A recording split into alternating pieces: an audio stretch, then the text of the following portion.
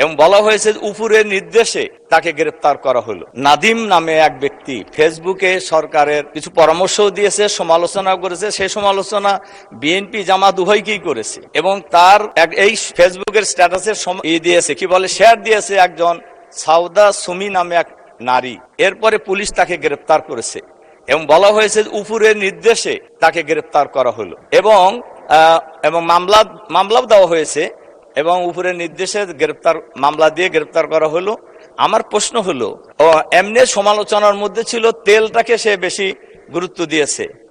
তো আমার প্রশ্ন হলো, উপরের নির্দেশ বলতে কাকে ওনারা বুঝিয়েছেন এটা আমি জানতে চাই।